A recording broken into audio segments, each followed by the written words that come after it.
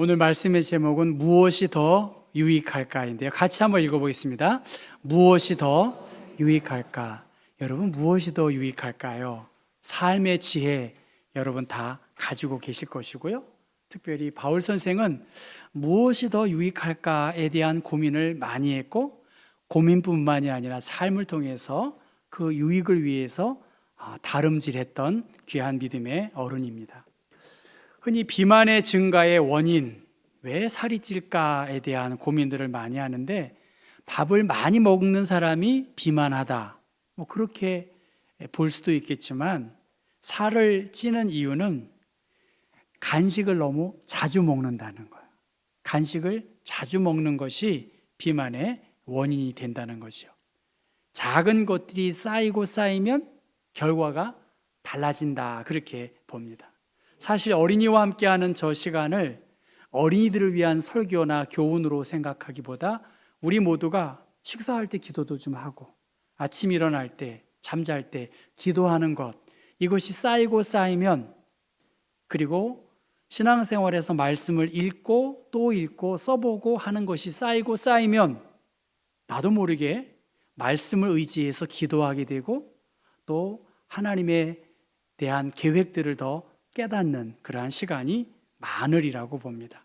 영적인 성장이 어떻게 이루어질 수 있을까?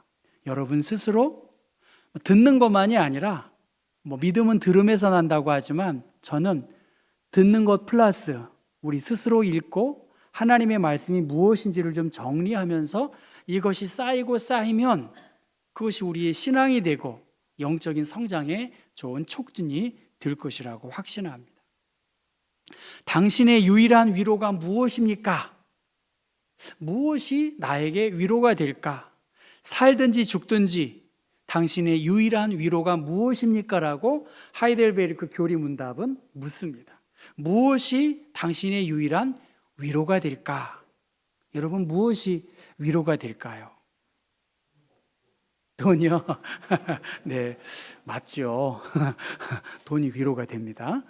돈이 있으면 좀 든든하기도 하고요. 근데 얼마큼 있어야 되겠어요? 사실 돈도요. 제가 보니까 그렇더라고요.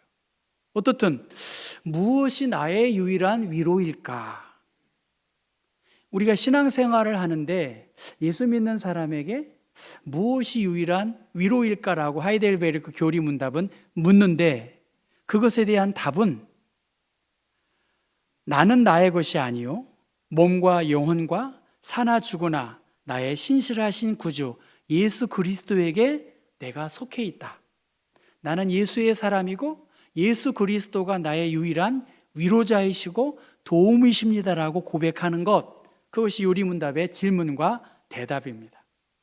빌립보서 오늘 말씀, 사나 죽으나 나는 그리스도가 높임을 받는 일이 내 삶의 이유입니다라고 바울은 고백했고, 사나 죽으나 이 상황에서 끊임없이 고민한 무엇이 유익할 것인가, 사나 죽으나 이 둘 사이에 끼어 있으면서 그리스도의 복음에 합당하게 생활하려고 몸부림쳤던 믿음의 사람이 바로 바울이고 많은 믿음의 선진들일 것입니다.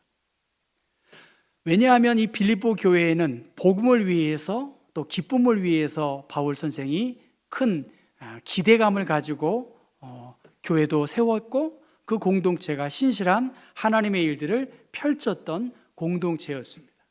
그런데 그 빌립보 교회에 이러한 저러한 어려움, 갈등, 그러한 일이 있었기 때문에 그리스도의 고난에 동참하는 것, 그것이 너희에게 유익이 될 수 있다라고 그렇게 말하고 있습니다. 그래서 자신의 욕망보다는 신앙의 공동체를 우선시하고 또 복음에 합당한 삶이 무엇인지를 그렇게 생각했습니다. 오늘 말씀에 이는 내게 사는 것이 그리스도니 죽는 것도 유익하다라고 그렇게 이야기합니다. 생사의 주인 되신 그분 앞에 내가 죽어도 내가 살아도 그리스도가 높임을 받는 일이라면, 그것이 유익된 일이라면 나는 기꺼이 그 일을 감당하겠습니다. 오직 너희는 복음에 합당하게 생활하라 라고 바울 선생은 감옥에서 빌립보 교인들을 향해 편지하고 있습니다. 내게 사는 것이 그리스도니 죽는 것도 유익하다. 죽음의 문제가 간단한 문제가 아니잖아요. 10년 전만 해도 모든 목회적 실천은 사람들이 좋은 죽음을 준비하고 좋은 죽음을 기대하며 살도록 준비시키는 일에 목회자가 관심을 모았다고 합니다. 죽음은 우리 존재의 본질적인 신비 중에 하나라고 유진 피터슨은 그렇게 말합니다. 어느 카페에, 서촌에 있는 어느 카페에 우연히 들어가 보니까 내부 장식도 예쁘고요, 또 이름도 프랑스 말로 써 있는 것 같아요. 그래서 제가 물어봤어요. 이 상호가 무슨 뜻입니까? 했더니 존재의 의미라고 합니다. 카페의 이름이 존재의 의미. 굉장히 철학적인 카페인 것 같아요. 오늘 성경의 기록자 바울의 존재의 의미가 무엇일까? 살든지 죽든지 내 몸에서 그리스도가 이렇게 높여지는 일들, 그것이 바울의 존재의 이유입니다. 그리스도가 그의 행동의 동기였고 그리스도가 그의 목적이었고 자신의 삶 자체가 그리스도 안에서만 의미 있다라고 그렇게 고백했습니다. 그리스도 안에서 그리스도와 영적인 연합, 교제 가운데에서 이제 내 안에는 내가 죽은 것이 아니라 오직 내 안에 예수 그리스도가 내 안에 거하십니다. 고린도 후서 12장 말씀 보면 그가 낙원으로 이끌려 가서, 바울은 지금 낙원으로 이끌려서 3층 천에서 말할 수 없는 천국의 기쁨과 환희를 경험한 사람이에요. 거듭난 하나님의 은혜를 체험했다는 것입니다. 여러분의 인생의 목적, 우리 김균지 목사님도 돈이 너무나 좋잖아요. 솔직히 사실입니다. 그런데 돈으로도 채워지지 않는, 권력으로도 채워지지 않는 창조의 주인 되신 그 하나님을 만난 바울 선생, 그가 다메섹에서 또 환상 중에 3층 천의 하나님의 은혜를 경험한 이후에 그는 새로운 삶의 의미를 깨달았습니다. 죽음의 문제가 그를 행동을 제한할 수 없고 삶의 문제에 대하여 그렇게 연연하지 않았습니다. 현재의 생활이 너무나 고통스럽고 감옥에 갇혀 있었지만 그 삶을 회피하지 않았습니다. 오히려 그는 죽음에 대하여 적극적인 마음도 취했을 뿐만이 아니라 비록 감옥에 갇혀 있다고 해서 그의 생사관에서 사나 죽으나 그리스도가 높임을 받는 일이라고 한다면 그의 삶 자체를 통해서 복음이 확장되어지는 일이라고 한다면 이 둘 사이에 끼어 있어도 나는 무엇이 더 유익한지를 생각하며 그 일을 향해 다름질하겠다라고 그렇게 이야기하고 있습니다. 감옥에서 생을 마감하든지 석방되어서 성도들과 재회하든지 그의 모든 운명이 신실하신 하나님께 붙들린 존재이다. 하나님의 섭리 안에서 이 모든 일들이 이루어지기 때문에 그리스도가 영광을 받으신다라고 한다면 자기는 감추어줘도 관계없다. 그래서 내가 자랑할 것이 있게 하기 위해서 나는 헛되지 아니하는 복음을 위하여 다름질하겠다라고 그렇게 소망했고, 그 믿음대로 바울은 지금 로마의 감옥에 갇혀 있긴 하지만 잠시 석방되어서 이곳저곳에 복음을 증거하고 목회 서신을 쓰고 67년 정도의 순교했을 것이라고 학자들은 추측을 합니다. 여러분, 무엇이 더 유익할까? 살든지 죽든지 그리스도가 높임을 받으시고 그리스도가 영광을 받는 일이라고 한다면 오직 너희는 그리스도의 복음에 합당하게 생활해야 한다라고 그렇게 말합니다. 주 예수 그리스도의 복음을 따라 살아가는 사람들, 내 자신의 부덕한 행동으로 말미암아 복음이 없이 여기는 것들을 하나님은 원하지 않는 거예요. 그리스도의 십자가의 사랑, 희생의 사랑이 사랑 위에 세워진 이 교회 공동체가 유익을 위해서 기꺼이 내려놓고 기꺼이 고난도 감당해야 되지 않겠냐는 것입니다. 그래서 생각만 하라는 게 아니라는 거예요. 말만 하라는 것이 아니라 생활하라. 천국의 시민 백성답게 삶으로 하나님의 영광을 드러내야 된다. 천국 시민으로서의 의무를 이행하라는 거예요. 여러분 한번 생각해 보세요. 우리 교회를. 이 경복교회가 69년을 맞고 70년을 준비합니다. 이 교회 하나하나를 보면 성도들의 헌신과 기도가 아니고서는 여기까지 이어질 수 없지 않습니까? 보이지 않게 음식 먹는 거 여러분 간단한 게 아니에요. 교회 건물이 유지되는 거 간단한 게 아니에요. 비가 새기도 하잖아요, 사실은. 이거 어떻게 해야 되냐는 거죠. 생각만 하지 말라는 거예요. 말만 하지 말라는 거예요. 그렇게 삶으로 생활하라. 천국 시민답게 생활해라. 여기서 시민이라는 것은 자신의 이익만을 위한 것이 시민이 아니고 공동체의 유익을 위해서, 빌립보 교회 공동체의 유익을 위해서 그렇게 생활하라는 거예요. 특권처럼 권리처럼 누리는 게 아니에요. 교회도 마찬가지입니다. 교회의 유급 직원 외에는 사실 다 봉사로 이루어지고 있지 않습니까? 어떻게 천국 시민답게 행해야 할까? 27절 뒷부분인데요.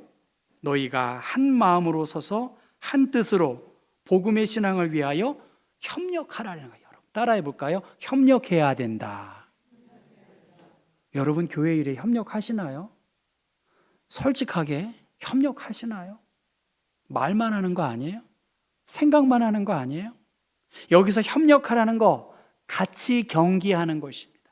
같이 싸우라는 거예요. 오늘 전쟁이 우리 한 나라만 싸우는 게 아니잖아요. 북한과의 대치 상황에서 남북만 싸우나요? 아니죠. 많은 연합군의 도움에 오늘 우리의 조국이 여기까지 온 거 아닙니까?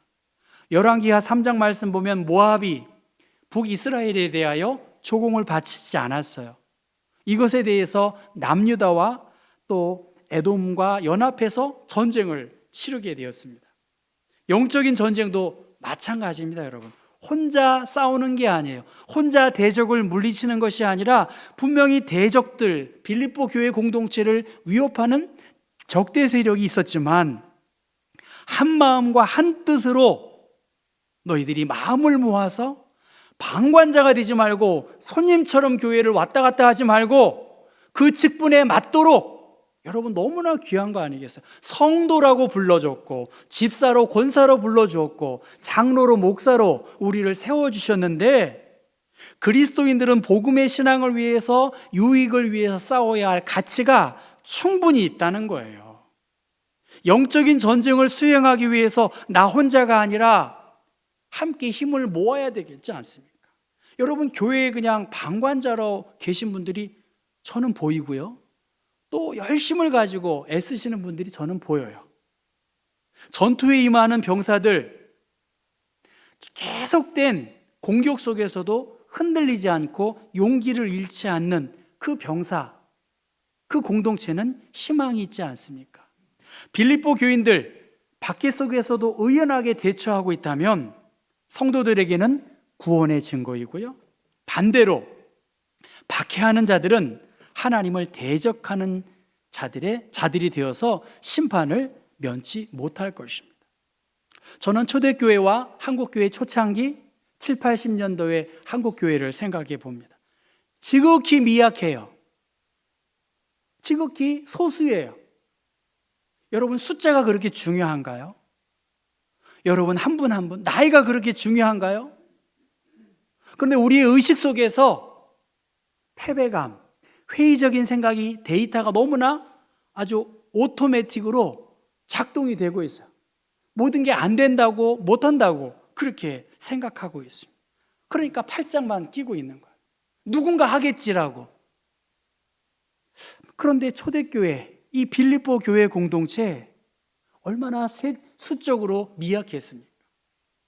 그런데 그들은 그리스도에게 매였고 복음에 매였고 성도들끼리 아름다운 연합과 연대를 이루어갔기 때문에 어떠한 핍박과 고난 속에서도 그 매임을 끊을 수가 없었고, 이 공동체 안에서 서로를 더 존중히 여겼고 더 낮은 자리에서 한 몸을 이루어가는 일에 그것이 그리스도의 유익을 위한 일이라고 했기 때문에 기꺼이 더 낮아짐을 택한 것이겠죠.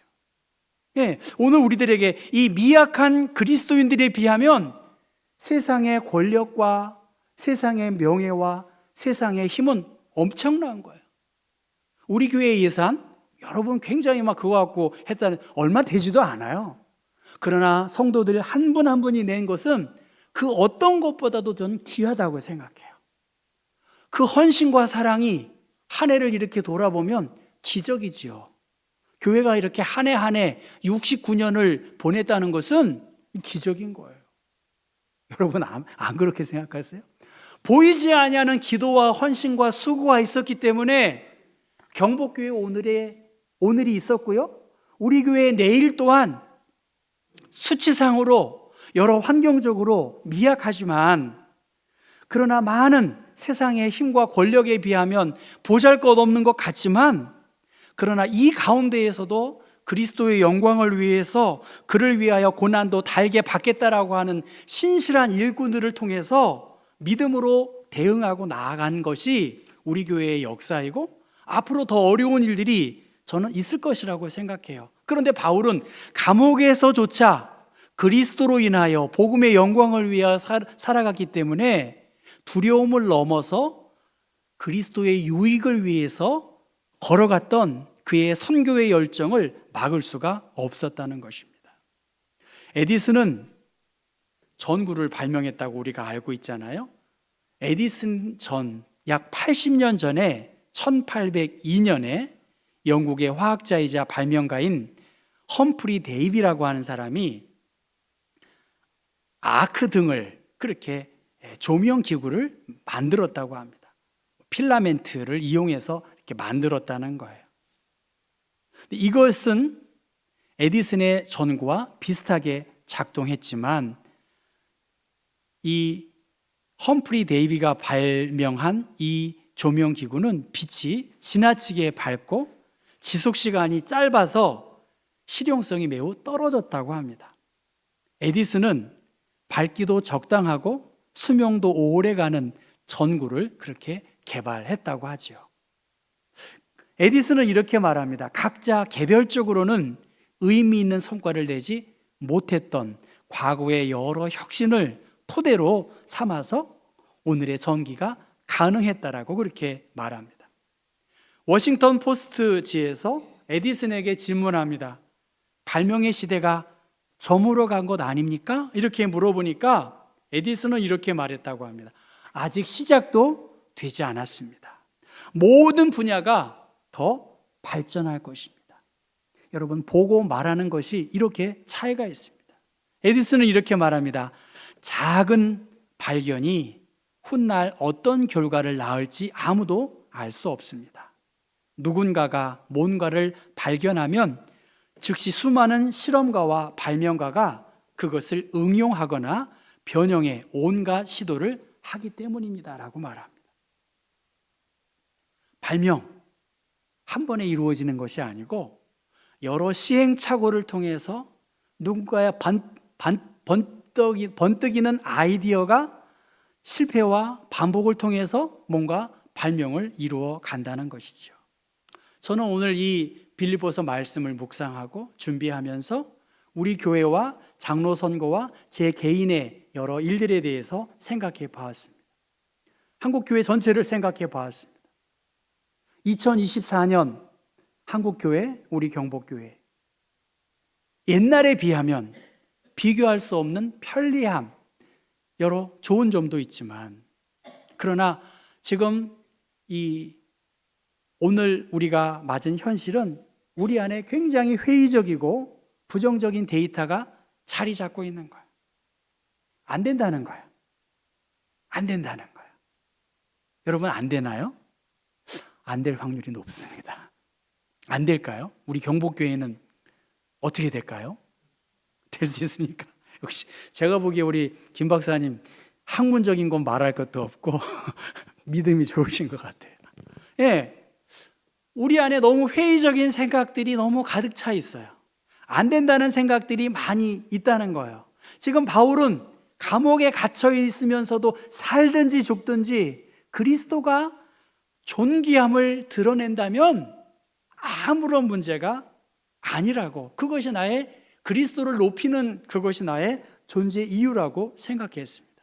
엘리야는 그 가뭄의 시대에 저 멀리서 작은 구름이 오는 것을 보게 되었습니다. 그 작은 구름, 그 적은 구름이 구름을 이루고 비를 몰고 올 것을 바라본 것이지요. 우리 교회의 미래도 마찬가지입니다. 저는 이렇게 장로 선거를 보면서 하겠다는 사람들이 한 사람도 없는 걸 보고 이게 좀 문제인데 그렇게 생각을 해요. 제 모교회는 너무너무 하고 싶어 해요. 너무너무 하고 싶어 해요. 그 집은 되는 거 아닌가요? 사람을 세우는 거 쉽지 않습니다. 그런데 오늘 우리들이 이 중요한 때에 무엇이 교회의 유익이고, 바울은 지금 나의 유익은 다 뒤로 했어요. 내 선택은 다 뒤로 하고 공동체의 유익이 무엇인지를 깊이 고민한 것이지요. 뭔가 도전하고 하나님이 기뻐하실 일이다라고 생각하면서 지금 빌립보 공동체에 어려움이 왜 없었겠습니까? 그런데 바울은 모든 것이 선하고 아름답게 생각했습니다. 살아서 주의 일을 하는 것, 죽어서 주님께로 가는 것, 그것이 그의 삶의 이유요 목적이었던 것이지요. 자기의 유익을 자기에게 유익한 쪽으로 결정하지 않았다는 거예요.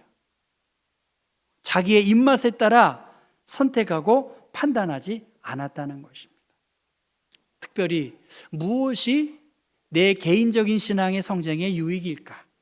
무엇이 우리 교회 공동체의 유익일까? 무엇이 내 삶의 존재의 이유일까?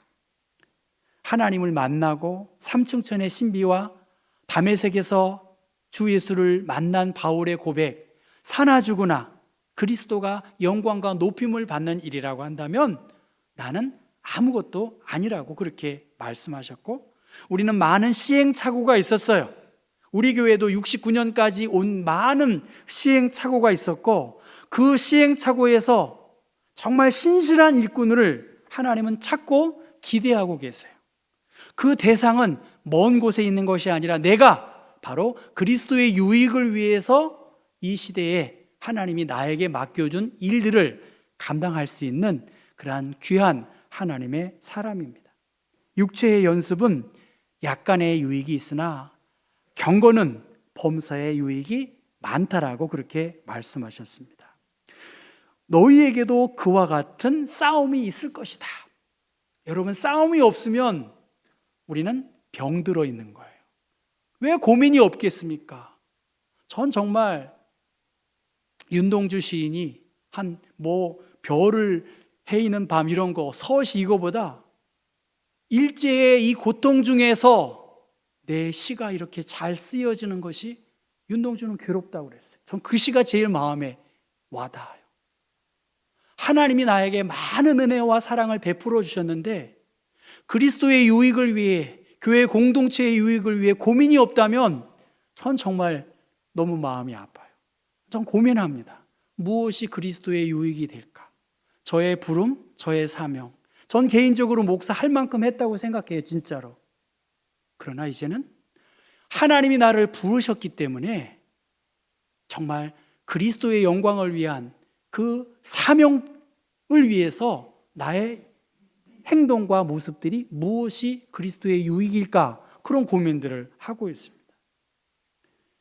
그리스도에게 매여 있고 복음에 매여 있고 우리가 서로의 사랑 안에서 매여 있어야 돼요.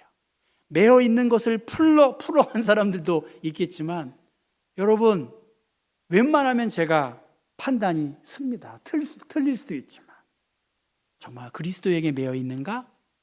복음에 매여 있는가?